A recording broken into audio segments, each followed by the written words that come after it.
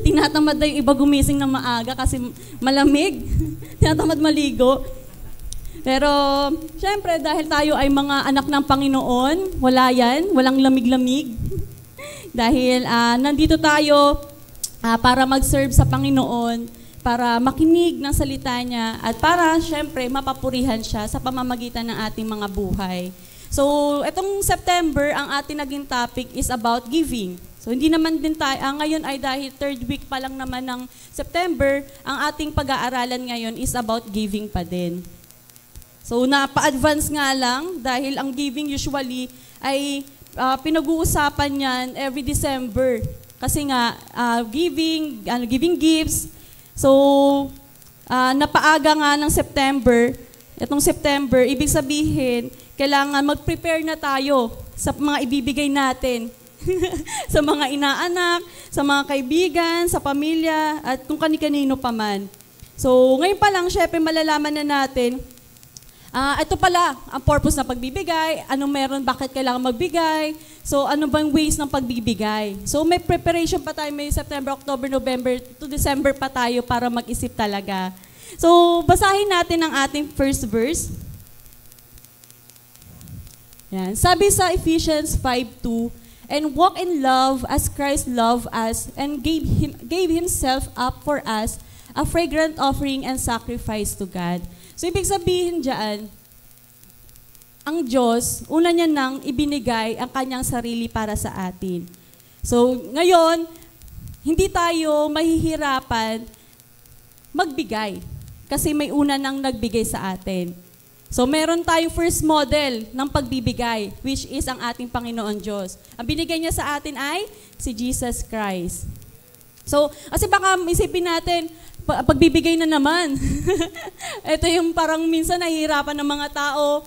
Nagtataka sila, ano bang meron sa pagbibigay? May makukuha ba ako dyan? Give na lang ako ng give, wala naman ako nare-receive.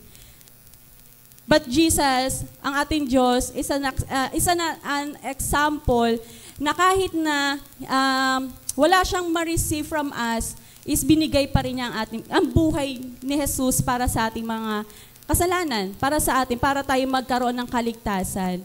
So, gayahin natin, ang maging pinakamaganda example talaga natin, or bilang model sa ating pagbibigay, ay si Jesus, ang ating Diyos. At by giving Jesus to us, we can see that giving, ang pagbibigay is God's nature. So, nature na ng Panginoon na magbigay sa ating sa mga tao, especially sa mga anak ng Diyos. At nagawa niya ibigay nga ang bugtong na anak niya, kaya ano pa ba sa tingin mo ang hindi niya kayang ibigay sa iyo ngayong umaga, ngayong araw? Kaya dapat pasalamatan natin ng Diyos sa mga binibigay niyang pagpapala sa atin. Hindi naman ako magte-testimony. Gusto ko lang syempre paalalahan sa atin kung gaano kadakila ang Diyos sa buhay natin, ano yung mga binigay niya sa atin. So yan, especially buhay natin, pagising pa lang natin, hininga, isang maglaking pagpapala na yan sa atin ng Panginoon. Pero ang magiging ang pag-usapan natin ngayon is about sa Macedonian giving. So may isa pang example or magandang halimbawa ng pagbibigay. Kasi common naman talaga, si Jesus naman talaga, ang Diyos naman talaga ang pinaka makikitaan natin na great example ng pagbibigay. So aside kay Jesus, marami pa. Siyempre, nagawa ng mga tao yan sa pamamagitan ng pagtanggap din nila sa Panginoon. So kung bakit sila nakakapagbigay ay dahil sa Panginoon. So Macedonian, to give you a background lang, ang Macedonian Church ay, ito yung na-establish ni Paul nung second missionary niya. So, pangalawang missionary niya na-establish itong Macedonian Church. So, ang Macedonian Church, mamaya ko na sabihin, ano bang mga background nila, sino ba sila, ano bang mga pinagdadaanan nila. Pero, makikita natin sa 2 Corinto 8, hanggang, verse 1 hanggang 5. Basahin ko dito. Pwede nyo rin basahin para mas ma-digest natin, ma-digest nyo ano ba yung ginawa ni Macedonian Church sa pamamagitan ng pagbibigay. Sabi sa verse 1, si Paul po ang nagsulat nito, ngayon mga kapatid, nais kong malaman ninyo ang ginagawa ng mga iglesia sa Macedonia dahil sa biyaya ng Diyos sa kanila. Verse 2, kahit na dumaranas sila ng maraming pagsubok, masayang-masaya pa rin sila. Kaya nga naging lubos sila mapagbigay sa kabila ng kanilang matinding kahirapan. Verse 3, makapagpapatotoo ako sa inyo na kusang loob silang nagbigay at higit pa nga sa kanilang makakaya. Verse 4, sapagkat sila na mismo ang paulit-ulit na nakiusap sa amin, nabigyan sila ng pagkakataong makatulong sa may hirap na mga mananampalataya.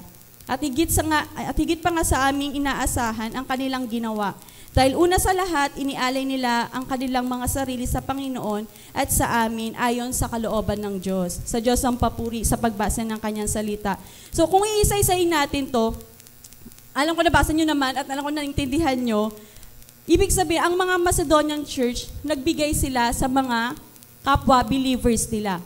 Hindi nga lang sa same location or kung saan sila nakatira, kundi sa iba pang mga tao na hindi nila kasama doon sa Macedonian.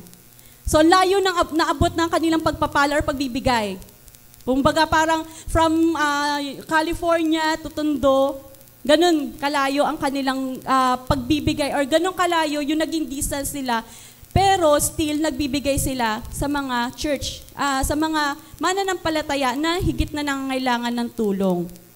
So una dyan, sabi, dapat pag magbibigay tayo, Macedonian teach us that kapag nagbibigay tayo, dapat willingly. Give willingly. Mababasa natin yan sa 2 Corinto 8:3. Sinabi dito na makapagpapatotoo ako sa inyo na kusang loob silang nagbigay at higit pa nga sa kanilang makakaya. So mag-start tayo dito sa kusang loob silang nagbigay. Pag sinabing willingly, ibig sabihin readily. Or ito ay owns free will. Hindi ka inutusan, hindi ka pinilit, walang nagsabi sa'yo na gawin to. Ibig sabihin willingly, perfectly happy to do it. Masaya ka na gawin ang isang bagay na ito.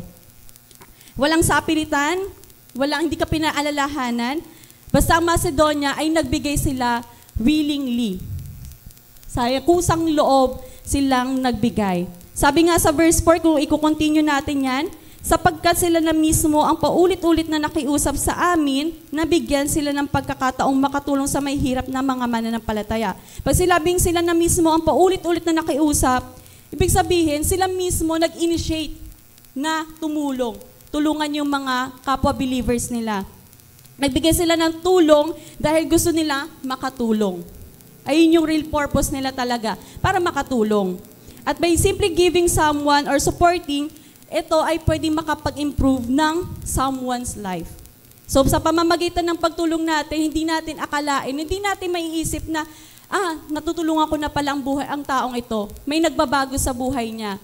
Merong changes. So malaking impact pala ang pagtulong natin sa mga kapwa. Kasi hindi man natin makita agad-agad yung result, pero magugulat ka later on, makikita mo maglalapit siya sa'yo, magpapasalamat siya sa'yo. Salamat sa binigay mo kasi ganito nangyari sa buhay ko. Ganito yung naging epekto ng pagtulong mo sa akin. So ang pagbibigay, it's about our hearts talaga. Ganun din, di ba pag sinabing willingly, ibig sabihin, galing siya sa puso natin, hindi sa nguso, hindi sa bibig, hindi lang sa pamamagitan ng salita. So giving is about our hearts. Kung hindi tayo magbibigay willingly, kapag nagbigay tayo ng bukal sa ating puso, anong nararamdaman natin? Nagiging masaya. Amen. Parang afterwards, after nun, nagkakaroon ka ng enjoyment, nagkakaroon ka ng kagalakan, ng kasayahan, after mong magbigay. Pero, ayun nga, kagaya ng mga Macedonian, hindi sila nagtanong, or hindi nila question yung mga binibigyan nila kung para saan nila gagamitin ito. Basta nagbigay lang sila. Kusa silang nagbigay ng loob, nagbigay ng tulong sa mga nangangailangan nito. Nung nagbigay ang mga ang Macedonian church, hindi nila question kung anong gagawin ng mga tao sa tulong na ibinigay nila. Basta nagbigay lang sila ng kusa at masaya na sila sa bagay na yon.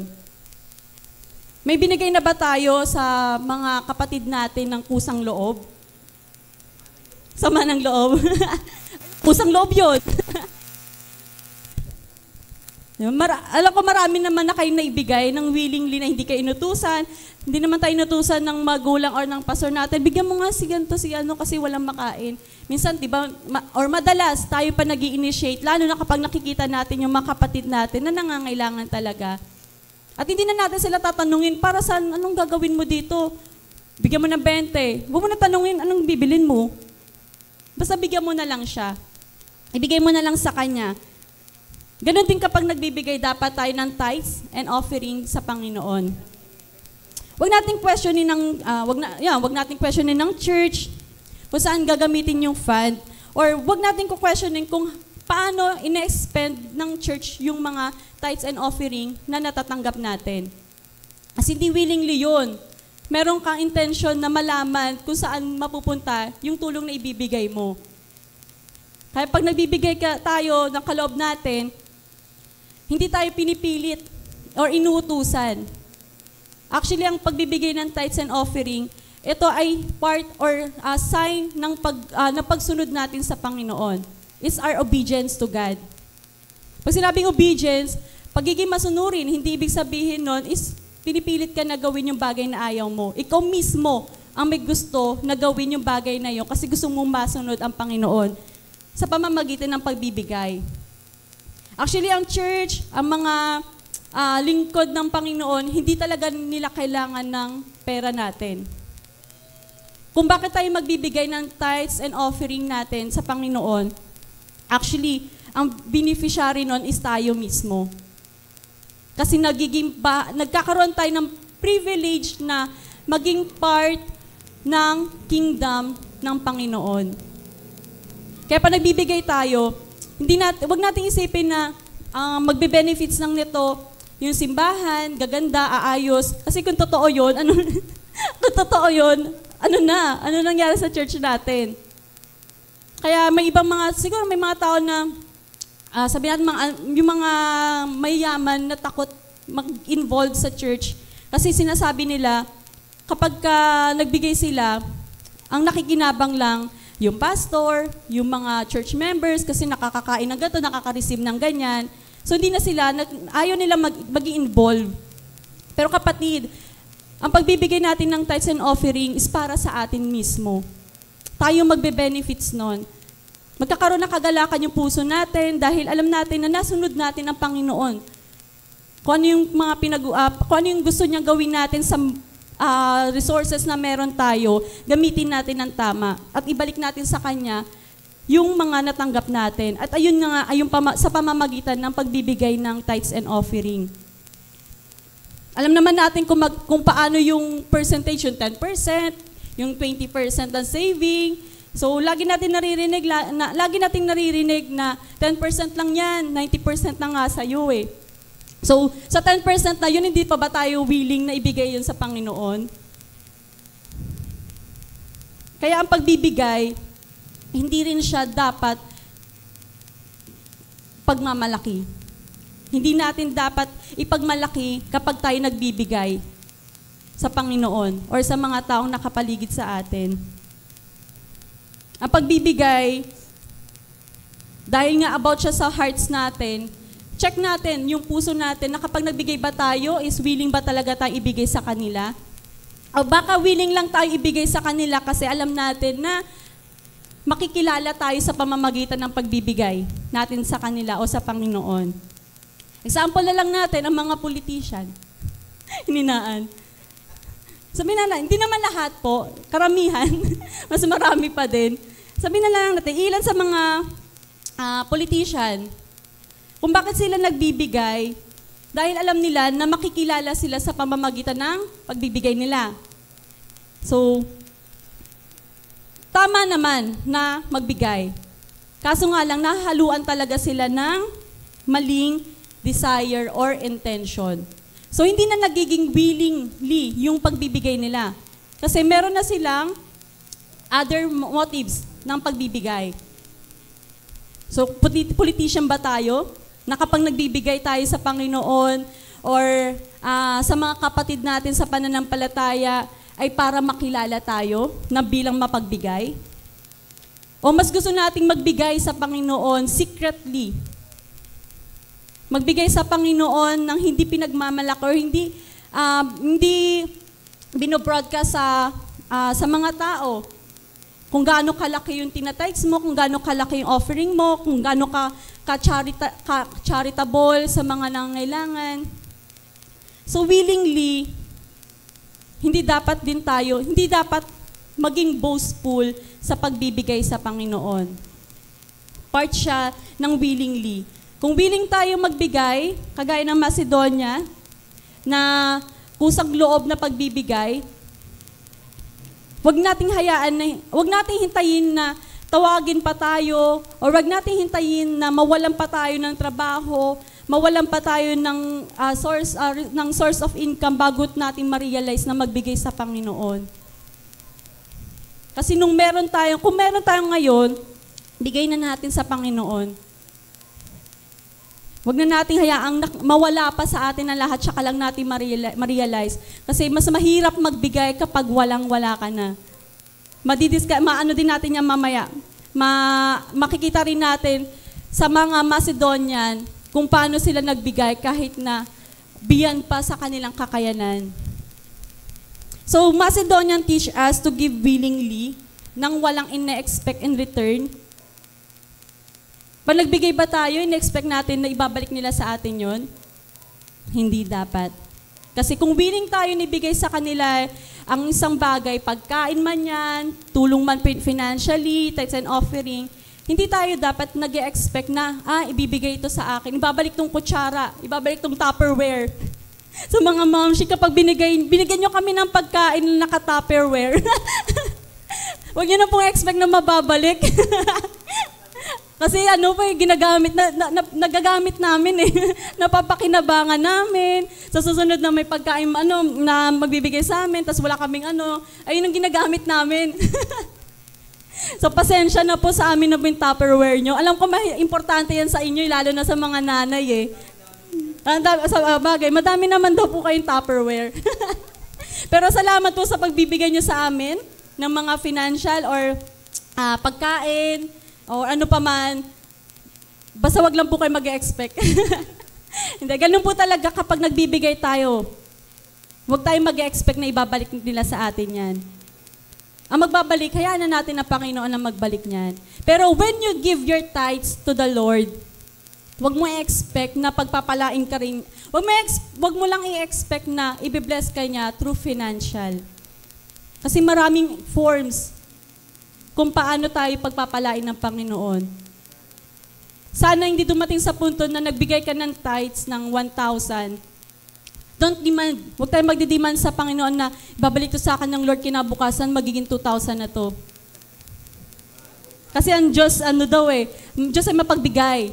Binabalik niya daw, sobra-sobra, tapos parang times 2 daw kung magbalik ang Panginoon. Totoo po yun. Pero yun nga, hindi lang po sa pamamagitan ng financial, nagpapala ang Panginoon. Kaya don't demand God na, Lord, ibalik mo sa akin to. Yung 1,000, gawin mong 10,000. Ang Lord ay hindi networker. Hindi tayo networking. Ang Diyos natin ay hindi networking or scammer. Ang Diyos ay totoo sa kanyang pangako na kapag binigay mo to sa kanya ng kusang loob, ibabalik niya to sa'yo. Yun nga lang, maraming paraan. Pwedeng sa pamamagitan ng kapayapaan, pwedeng sa pamamagitan ng kagalingan sa sakit, pwedeng sa pamamagitan ng mga kapatid mo na ito sa simbahan na tutulong sa atin, papanalangin tayo, magbibigay sa atin ng encouragement. So, consider natin ang mga bagay na yon na pagpapala ng Panginoon in return doon sa binigay nating tithes and offering sa Panginoon. Maasahan po ba namin kayo? Siyempre naman, dahil tayo mga anak ng Panginoon na hindi tayo nagmamahal sa kayamanan, kundi minamahal natin ang nagbibigay sa atin ng pagpapala. Kaya palakpakan natin ng Panginoon sa mga pagpapalang natatanggap natin. In any forms, maraming pagpapala. At tunay naman talaga na madaling magbigay kapag may nakakakita. Pero paano na lang kung walang nakakakita? Willing pa rin ba tayong ibigay yon sa Panginoon? Kaya ang tithes and offering natin, nakabox ng ganyan, ang laki nga eh. At para hindi makita agad kung magkano yung hinuhulog. At kaya tayo may sobre. Kasi kung walang sobre, mahihiya ang mga tao na magbigay kasi makikita barya lang. Kaya hindi yan transparent. Kasi pag transparent yan, nga, mahirapan na magbigay ang mga tao. Mahihiya kasi barya lang. Yung iba makikita mo, libo-libo makapal ibinibigay. Kung willing ka na magbigay, ibigay natin. Kahit walang nakakakita. Kahit na walang, kahit hindi na tayo i-announce bilang mapagbigay sa Panginoon. Yung credits na yan ay ibigay na natin sa Panginoon. Hayaan natin ng Panginoon ang maitaas sa buhay natin sa pamamagitan ng pagiging mapagbigay natin sa ating mga kapwa. At dahil kapag willing tayo magbigay, kakibat niyan ay dapat, pag nagbibigay tayo, ay with joy. Next natin is giving or give with joy. So, willing ka ba kapatid magbigay? Ngayon naman, magbigay ka ng may kagalakan or magbigay ka ng masaya ka naman sa Panginoon. Sabi sa 2 Corinto 8:2, kahit na dumaranas sila ng maraming pagsubok, masayang-masaya pa rin sila. Kaya nga naging lubos sila mapagbigay sa kabila ng kanilang matinding kahirapan. Medyo napapansin nyo ba na dumaranas sila ng maraming pagsubok, pero masayang-masaya pa rin sila? Inisip ko, nung pag ako may pasubok ako, di pa naman naranasan na masaya pa rin naman, pero hindi kagaya siguro nila na masayang-masaya. Kasi inulit eh. Masayang-masaya. Ibig sabihin, todo-todo. Ibuhos mo, buhos ng buhos. Ibig sabihin, sobrang saya talaga nila. Pero sa bagay na yon, mas naging lubos silang mapagbigay sa kabila ng kanilang matinding kahirapan. Na-experience na ba natin kapatid magbigay sa mga nangangailangan kahit na tayo nangangailangan din? Amen. Praise God. So part kayo ng Macedonian. Tayo yung mga Macedonian church in our generation, na kahit na dumaranas ng pagsubok or paghihirap, ay nagagawa pa rin magbigay. Magbigay ng tulong, magbigay ng panalangin, or magbigay ng tithes and offering. Kahit alam mo na ang pera mo na lang na natitira this week is 1,000, tapos kailangan mo magbigay ng tithes ng 500. So 500 na lang natitira sa'yo, bibigay mo pa rin siya ng masaya ka sa Panginoon, na masaya ka. Kasi ayun naman talaga dapat na ibigay mo siya. So may formula dyan. May formula dyan ang mga taga-Macedonian. Next po natin. Ganyan yung formula nila. Poverty plus joy equals rich generosity.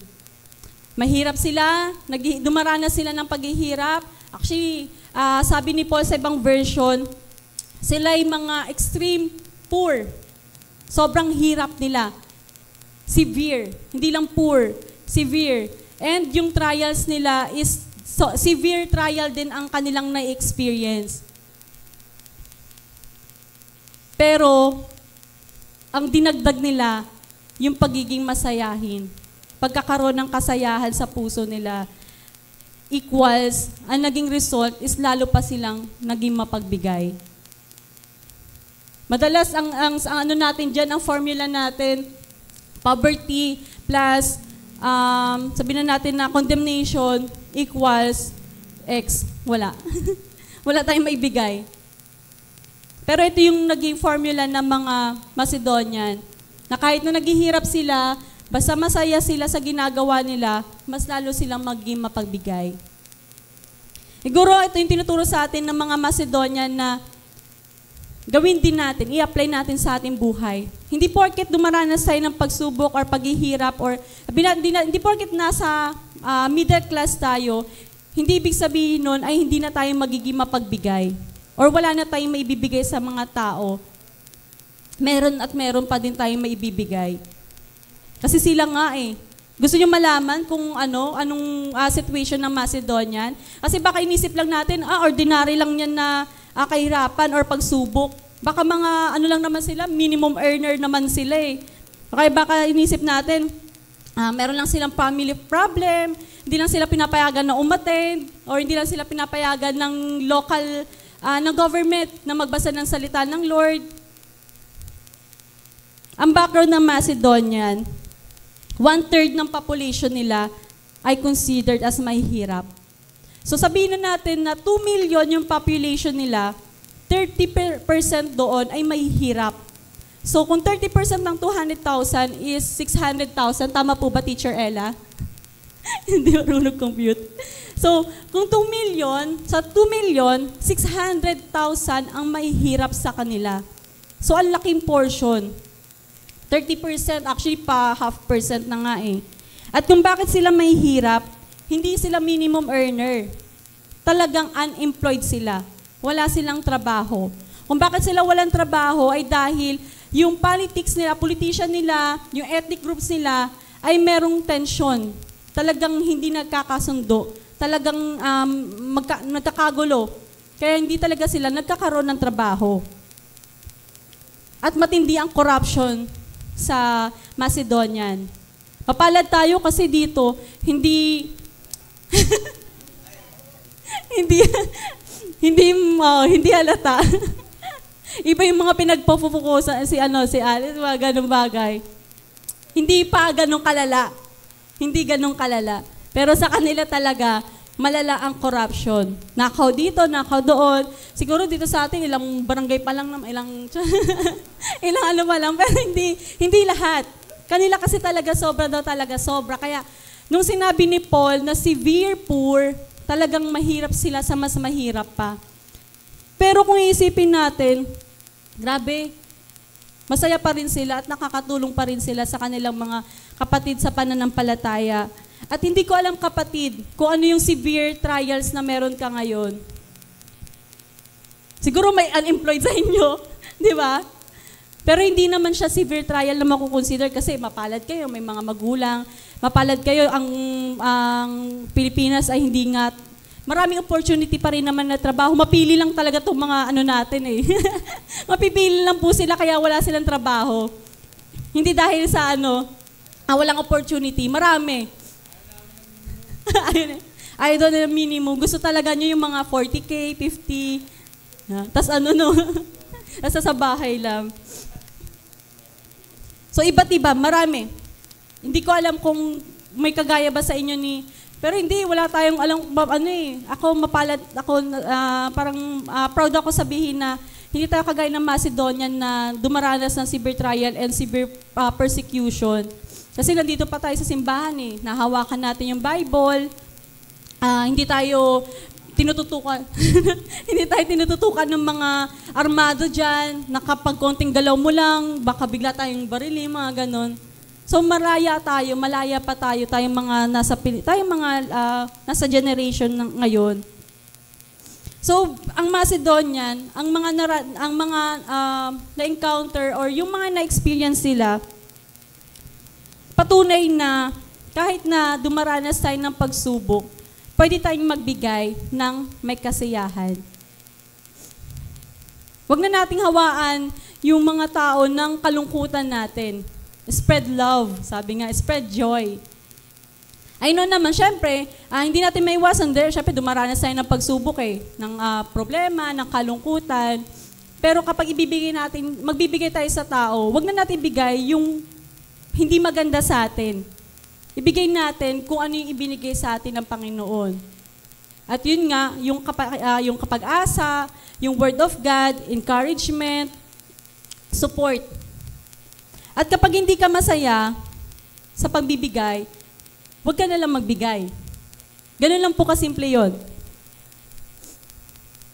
Kasi pagka nagbigay ka ng walang kasayahan, kumbaga parang giving without joy, it's grieving.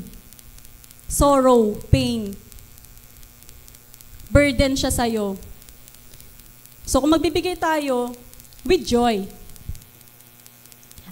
For me, magkaiba yung sinasabi nila or magkaiba yung meaning pag sinabi masaya magbigay sa magbigay ng masaya.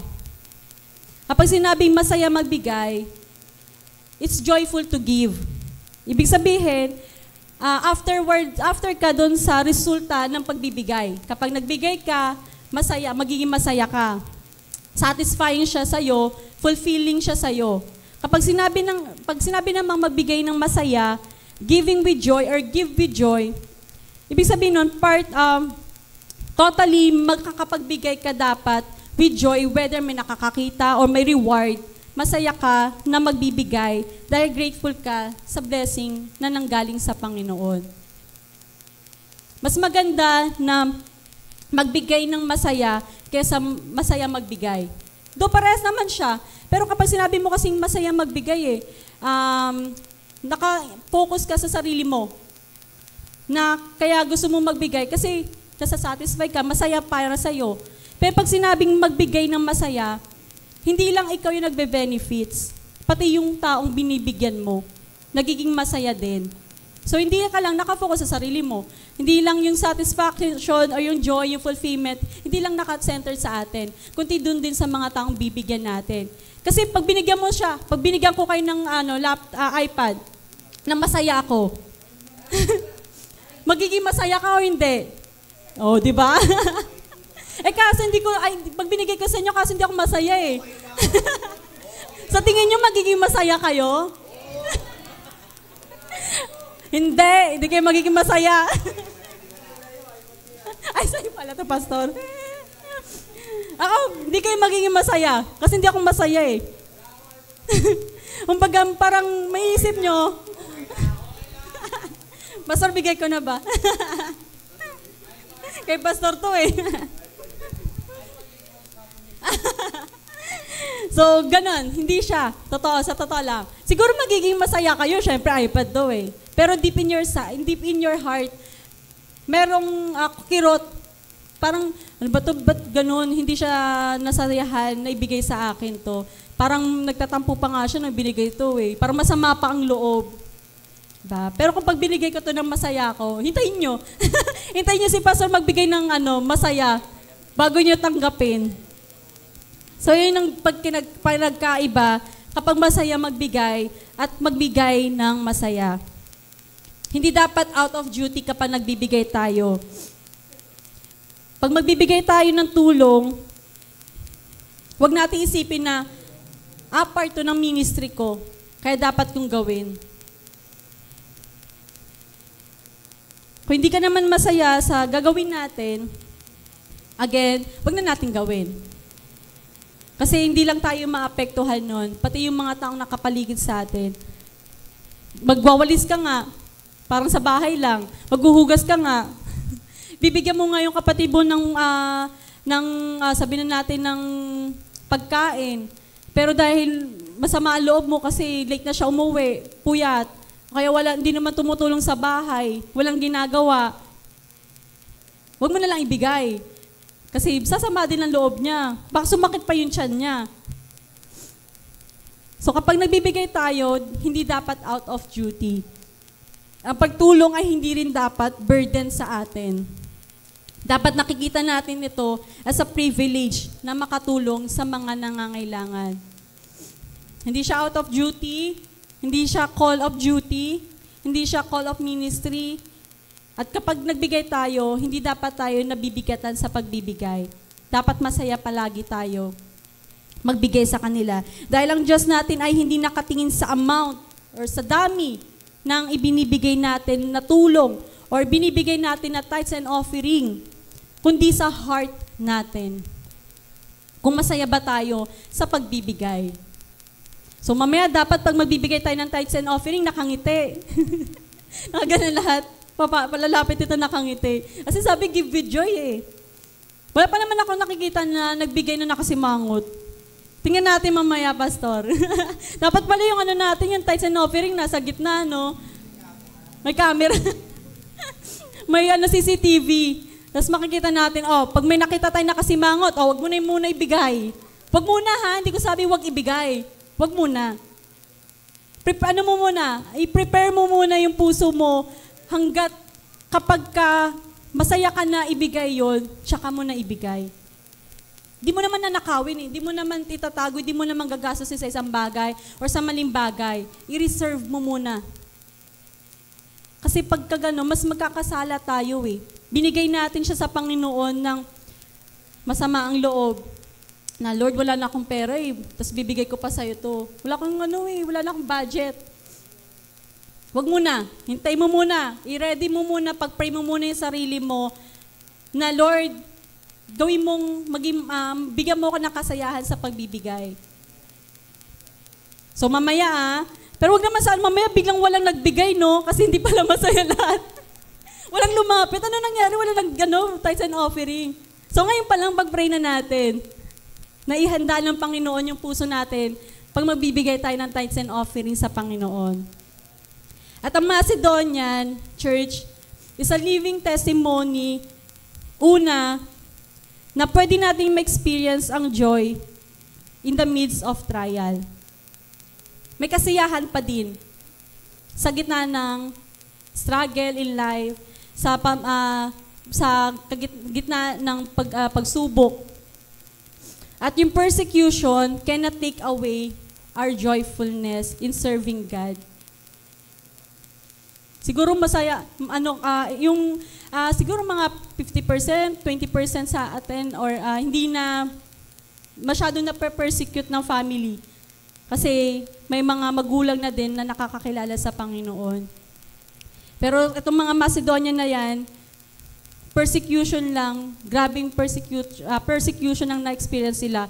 Pero yun nga, sila mga testimony na hindi kayang nakawin ng persecution, yung kasayahan natin sa pagbibigay. At pangatlo, poverty cannot diminish our ability to be generous. Kahit na tayo ay hindi kasing yaman ng mga nila Henry C., hindi dapat maapektuhan or mababawasan yung ability natin na maging mapagbigay. Mas lalo pa dapat tayong magbigay. So, yun yung tatlong testimony na makikita natin sa buhay ng mga Macedonian Church. Siguro nasa una pa lang tayo, yung we can still experience joy in the midst of trial. Kasi kahit na merong pagsubok ang bawat isa sa atin, ay nandito pa rin naman sa simbahan, naglilingkod sa Panginoon. At nasa siguro pangatlo, pangalawa, basta tandaan natin, pag nagbibigay tayo, hindi tayo nawawalan. Giving isn't losing something. Actually, kapag nagbigay tayo, mas nag-gain pa tayo. Nakapagbigay ka na, masaya ka pa, napasaya pa natin ang Diyos. At kung papipiliin tayo, anong gusto nyo? Wealth without joy or poverty with joy? Yung una, mayaman ka, nasa iyong kayamanan, marami kang pera, pero pag nagbibigay ka, walang kasayahan. Pero mayaman ka. O ano mo gusto mo? Hindi ka kasing yaman or hindi ka mayaman, pero masaya ka naman. Ako mas gusto ko yung wealth with joy. Kasi wala eh. Wala sa choices eh. Pero pwede naman pagsamahin. Di ba? Kaya yan ng Panginoon. Pero ngayon, hindi kasi nga tayo kasing yaman nila. Sino ba yung pastor? Si Ramon Ang. Mayaman na, humble pa, masaya pa sa ginagawa niya. I'm praying, lahat tayo and declaring din, na lahat tayo ay dumating sa punto na mayaman ka na, masaya ka pa. Claim natin, praise God. Sa atin na yon, ibuhos mo Panginoon, sabi niya sa kanta, todo mo na Lord, buhos ng buhos. Accept natin, tanggapin natin ang bagay na yan. At ano man yung sagot nyo, magbigay tayo with joy dahil napiplease natin ang Panginoon sa bagay na yon. At pangatlo, next po natin ay give within and beyond our means. Makikita po natin yan sa 2 Corinto 8:3 pa din. Makapagtotoo ako sa inyo na kusang loob silang nagbigay at higit pa nga sa kanilang makakaya. Dapat palang na-bold ko dyan yung higit pa nga sa kanilang makakaya. So nagbigay sila ayon una sa kakayanan nila, Pangalawa, higit sa makakaya nila. Yung una, ayon sa kakayanan, sabi sa Proverbs 3:27, hanggat makakaya mo, tulungan mo ang mga dapat tulungan. So lahat tayo ay may kakayanan tumulong at magbigay. God gives, binigyan tayo ng Panginoon ng ability para magbigay. In any form, kung hindi man through money, pwedeng through prayer. Kung hindi through prayer, through comfort. So lahat, binigyan ng Diyos ng kakayanan. At kung kaya mo, wag mo nang ipagpabukas. Kung kaya natin tumulong sa mga nangailangan, gawin na natin. Di ba pag may sunog, kaya naman natin tumulong sa kanila, ipagpapabukas mo pa ba yun? Wala na, naapulan na yung sunog. Dahil kaya mo namang tumulong, agad-agad. Kasi kaya naman natin eh. Binigyan tayo ng kakayanan ng Panginoon. Sa pamamagitan ng prayer, ng tithes, or sa pamamagitan ng mga pagsama man lang sa kanila, malaking tulong na rin yun sa kanila. Gusto ko lang i-example yung kaibigan ko, yung Christian friend ko, taga dito lang yun, taga Tondo. Nagulat lang ako kasi biglaan niya ako message. Actually, parang nakikita ko yung post niya, masaya siya. May business nga sila. Sa kanila yung, ano pa nun? Yung studio dyan sa tapat ng Don Bosco. Sa kanya yon, sa kanila yon. Tapos, nakikita ko yung post niya, yun nga, masaya siya. Bigla ko niya ako chat nung Friday, out of nowhere. Kaya niya, kailangan asking daw siya ng prayer request. Kasi yun, dami niya na sinabi, ang haba niya na, di pa ako nakapag-reply. Kwento niya na lahat na nangyari sa kanya. So, na-betrayed siya ng kanyang long-term partner. Ang worst doon, yung, worship team leader, tapos yung partner niya, kasama niya sa worship team, tapos, parang anong nangyari nga, hindi ina-acknowledge nung partner ex niya na nagkasala. So, talagang totally sinasabi niya na wala akong ginawang kasalanan, ganyan-ganyan. So, yung time na yan, ramdam ko na nangangailangan talaga siya ng comfort. Kasi, the way siya mag-chat, ang haba na sinasabi, tapos talagang mararamdaman mo yung diin niya. Actually, sabi pa nga niya, parang nagkakasakit na siya, na de-depress, tapos nagsusuka. Actually, gusto ko siya puntahan kasi Youth Friday, Friday, Youth Fellowship. So sa totoo lang, hindi ko siya kayang puntahan kasi nga, priority ko rin naman din ang church natin. So, ang naibigay ko na tulong sa kanya, panalangin. Ayun yung ibinigay ko para sa kanya. So, parang sa iba, ano ba naman to? Panalangin. Pero para sa atin, na mananampalataya, mas powerful yung panalangin na yon. At alam ko, kailangan din ako nung ex-partner niya. Hindi ko siya sinabihan na, ano ba nung boyfriend, ex mo, ganyan-ganyan. Sabi ko sa kanya, pagpipray ko din yung ex mo, yung partner mo, na makalaya sa ganong bagay na yon. So kung makikita natin, kung kaya mo puntahan mo. Kung kaya mong magbigay ng financial kahit 100 or 50, 20, ibigay natin. Pero kung hindi, may ibang way pa naman para makapagbigay ng tulong sa kanila. At yun nga, yun lang talaga yung nabigay ko sa kanya. Sobrang nalungkot ako kasi best friend ko siya nung high school. Tapos, alam ko na-meet nyo yun eh. Yung kasal, nandun din siya. So, thinking ko, stable na siya, masaya na siya kasi Christian nga din siya, worship team leader pa siya. So, talagang, ganun talaga ang buhay na akala ko dati siya yung madalas na nag-give ng encouragement, pero ngayon siya naman pala yung dumaranas ngayon ng discouragement. At siya naman yung nangangailangan ng tulong. At salamat sa Panginoon kasi ginamit ako ng Diyos para magbigay ng tulong, panalangin. At yun, nakagaan naman, pagtapos noon, naniwala naman ako na ang Lord ay kumilos sa buhay niya, pati sa tao, sa niya, na yung ex-partner niya. So, na-chismis ko na siya sa inyo, no, nakwento ko na. Pag pinuntahan nyo, no, pag nakita nyo siya, bigyan nyo siya ng tulong, comfort. Open naman siya, Actually, i-comfort, no? willing siya na, actually, ano nga, parang nagot niya ako, naging vocal siya sa nangyari talaga sa kanya. Kasi kung iba niya mahihiya na sabihin, siguro yun na lang din talaga yung way niya para gumaling dun sa naging struggle niya sa buhay. So kaya naman, syempre dahil kaya naman nating mabigay, I believe, kaya din naman nating magbigay ng time sa Panginoon. Kaya nating magbigay ng effort para sa Panginoon. Then gawin natin. Kasi kaya naman natin, iba nga, di ba, hindi naman tayo kagaya ng iba na lumpo, na hindi nakakalakad. Actually, may iba nga na sobrang hina na, pero nakakapunta pa rin, nakakapagsimba pa din. Kasi alam nila, may kakayanan pa rin naman sila. Kahit naman yung mga pipe, hindi nila kayang mag-speak out, pero kaya nilang manalangin by heart, by mind. So tayo pa kaya na kumpleto, ang kamay, ang paa, nakapagsalita, nakapagpunta sa malalayong lugar. So kaya natin, marami tayong kakayanan, ibigay natin sa Panginoon.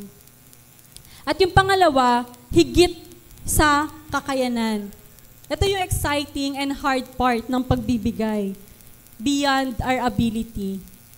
So kung babalikan natin, ang mga Macedonian ay dumaranas ng severe trial and persecution. Pero sabi diyan, higit pa nga sa kanilang makakaya.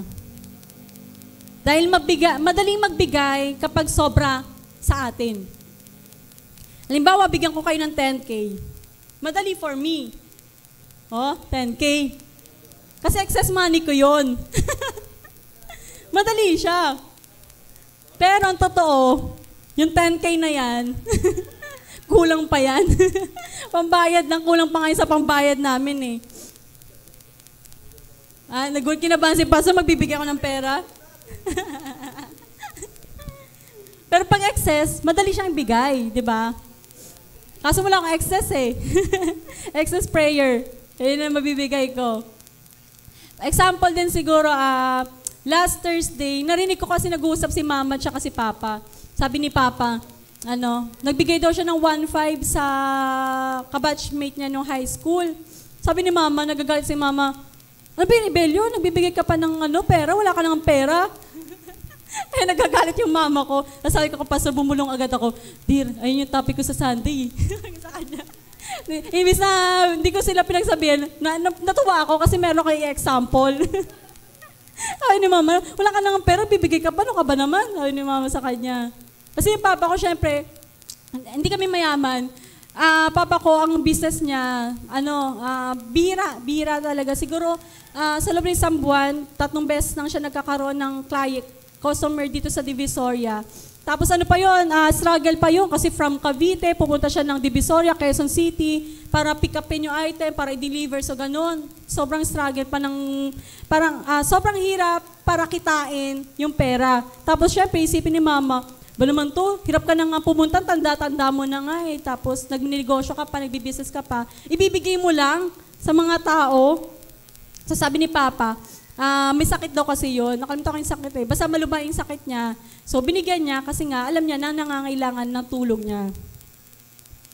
So, sobrang pera ni Papa yun. Ay, hindi pala sobra. Sorry pa.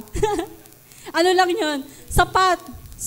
Sakto lang sa kanya. Pero, yun nga, nakapagbigay pa rin siya higit sa makakaya niya. Kasi yung mga kasamahan niya, mayayaman. Na-meet niya yun sa Davao, yung nag-reunion sila So, parang siguro siya sa mga 10 na mayayaman, pangkolelat. Lowest talaga siya na makikonsider na Pero yun nga, nagulat din naman talaga ako na nagbigay si Papa sa taong yun. Siguro talagang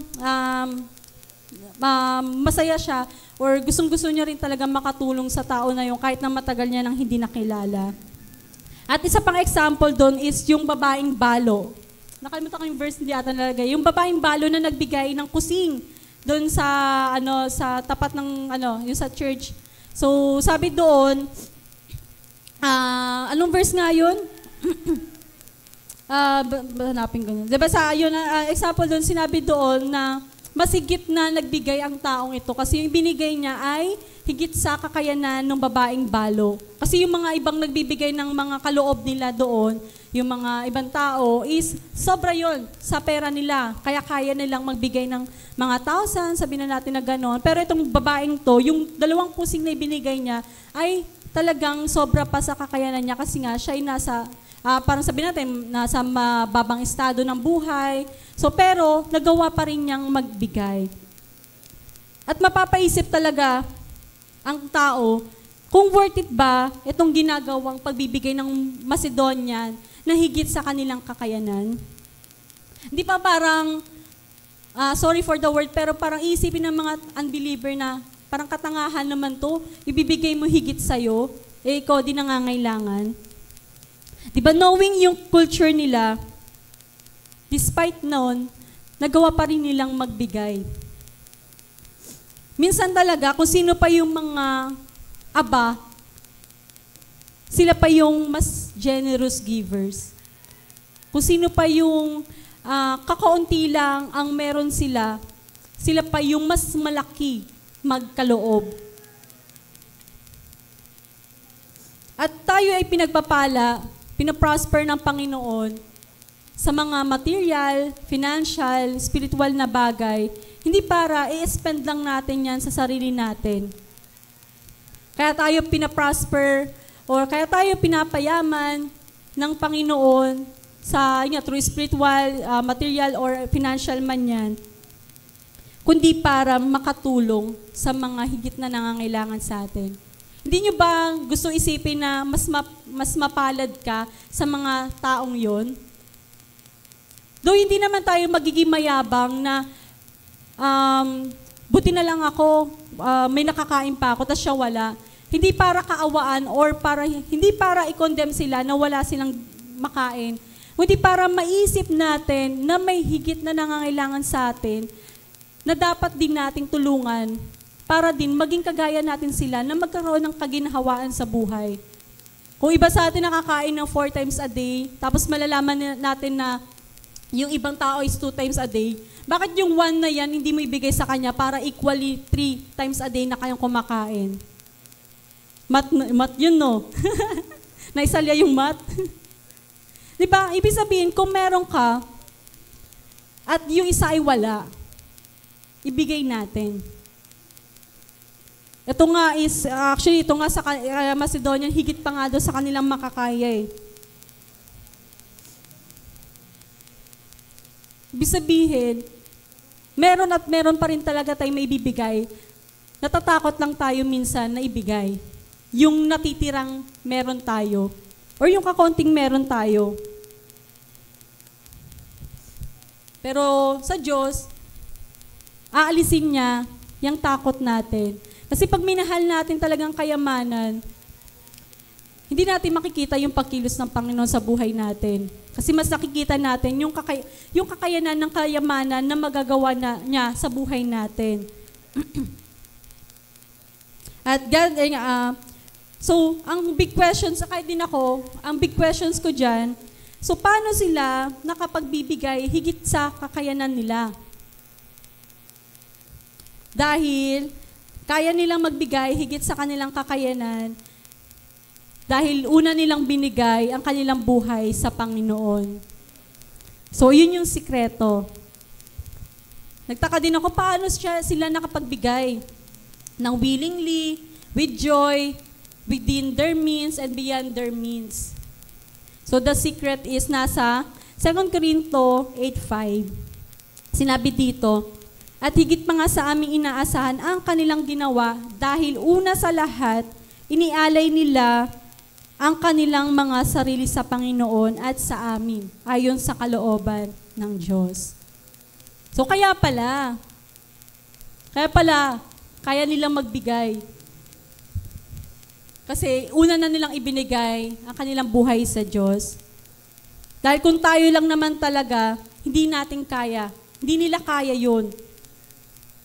Wala pa nga tayo sa ganung sitwasyon, nahihirapan na tayo eh. What more pa kaya sila? And somehow, syempre, naging selfish tayo, nagrereklamo, natatakot kasi nga tayo na mawalan or maubusan. Pero gaya na sinabi ng Diyos sa mga Israel, sa Isaiah yon, huwag kang mangamba dahil ako ang Diyos mo. Tutulungan kita, sasamahan kita na maging matagumpay. Kung ano sinabi ng Diyos sa mga Israel, ay hindi niyo sinasabi ng Diyos sa atin ngayon. Kaya natin. Magagawa nating magbigay. Basta give and give. It's better to give than to receive. Ganun nga yung unang ginawa ng Diyos sa atin. Ibinigay niya ang kanyang sarili para sa atin. Kaya huwag tayong magtitiwala sa ating mga sarili, sa ating sariling karunungan, kayamanan, sa sariling lakas at kakayanan. Huwag natin ibigay sarili natin sa mundo. Ibigay natin sarili natin sa Diyos, sa Lord. Huwag tayong magtatago ng kayamanan dito sa mundo. Dahil alam naman natin anong kayamanan ay sisira, nawawasak. Kayang sirain yan. Isang iglap. Pero kapag binigay natin ang buhay natin sa Panginoon, magagawa na rin nating magbigay sa mga taong nakapaligid sa atin. Si David, pinuri niya ang Panginoon, inacknowledge niya, pa-next po, na ang lahat ng kanyang natatanggap ay nagmula sa Panginoon. Ayan. Sabi sa 2 Chronica 29:14, pero sino po ba ako at ang aking mga mamamayan na makapagbibigay kami ng nag-uumapaw na kaloob gaya nito? So sobrang dami ng kanilang binigay. So lahat ng bagay ay nagmula sa inyo at ibinabalik lamang namin sa inyo ang ibinigay nyo sa amin. Kagaya ni David ng Macedonian, magbigay tayo ng sobra-sobra. Kasi babalik yan sa atin ng Panginoon, higit pa sa ating iniisip at inaakala. Acknowledge natin na lahat ng mga bagay na maibibigay natin sa tao ay hindi galing sa sarili nating lakas, kundi galing yan sa Diyos na nagbibigay ng lahat ng bagay. Giving ourselves to God, nakakapag-alis yan ng takot na magbigay. Dahil binigay na natin ang ating sarili sa Diyos, magagawa na rin natin ibigay ito sa iba. So give lang talaga ng give. Huwag kabig ng kabig. Mas mahirap kumabig. Tapos wala ka namang ibinibigay. So, huwag kang mag-expect. Huwag tayo magde-demand sa Lord na pagpapalain niya tayo kung mismo tayo ay hindi nagbibigay sa Kanya. So as a warning natin, makikita natin sa 2 Corinthians 9:6-7. Tandaan nyo ito, ang naghahasik ng kaunti ay umaani ng kaunti, at ang naghahasik ng marami ay umaani ng marami. So ano po ba ang hinahasik natin ngayon?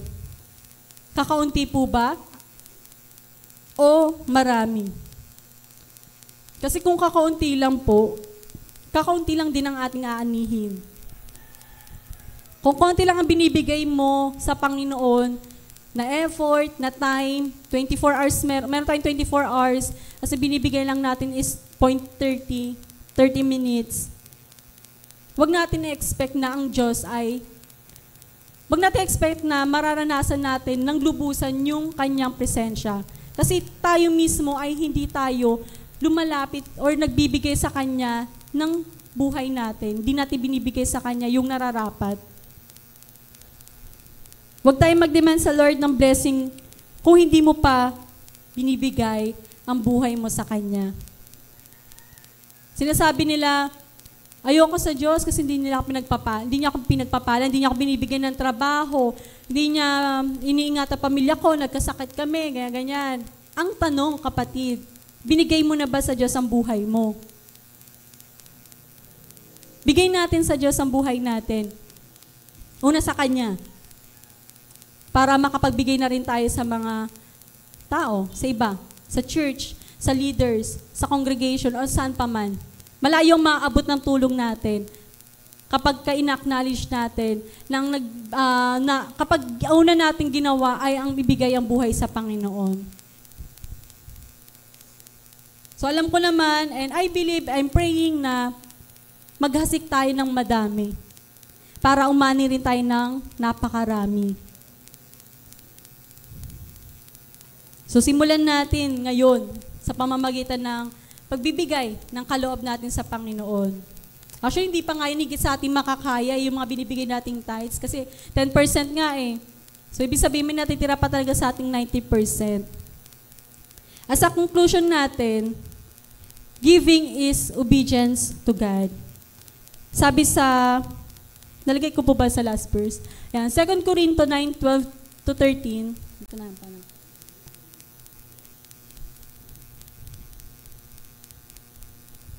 Dahil sa inyong pagbibigay, hindi lamang ninyo tinutugunan ang pangangailangan ng mga mananampalataya na nasa Judea, kundi magiging dahilan din ito para marami ang magpasalamat sa Diyos, sapagkat pinatutunayan ninyo sa inyong pagtulong na sinusunod ninyo ang magandang balita tungkol kay Kristo na inyong pinaniniwalaan. At dahil sa pagtulong ninyo sa kanila at sa iba pa, papupurihan nila ang Diyos. So sa pamamagitan ng pagtulong natin, pagbibigay natin sa mga tao, yung mga dating walang pag-asa ay nagkakaroon ng pag-asa. Nabubuhayan sila. Yung mga dating walang pananampalataya sa Diyos, dahil binigay natin sa kanila ang salita ng Panginoon, binigay sa pamamagitan ng buhay natin, magugulat ka, nagtitiwala na rin sila sa Panginoon. At dating hindi nakakakilala sa Panginoon, sa Diyos, ngayon ay matututo na rin silang magpuri at magpasalamat sa Panginoon. So sa pamamagitan ng pagbibigay natin, yung mga taong nabigyan natin ng tulong ay magpapasalamat sa Panginoon. Pupurihin nila ang Panginoon at pasasalamatan. Simple lang yun, pagbibigay lang yan. Pero nakapagbalik loob sila sa Panginoon. Natuto silang magpuri, magpasalamat, at sambahin ang Panginoon. Kaya laging paalala sa atin ng Panginoon, huwag tayong manawa, magbigay. Dahil ang Diyos na may-ari ng lahat, may likha ng langit at lupa, Diyos na nakakaalam ng lahat, ay kaya niyang ibigay sa atin ang higit pa sa ating inaasahan. Kaya purihin natin ang Panginoon, pasalamatan natin siya sa lahat ng mga bagay na ibibigay niya, binigay niya, binibigay at ibibigay. So sa Diyos po ang papuri.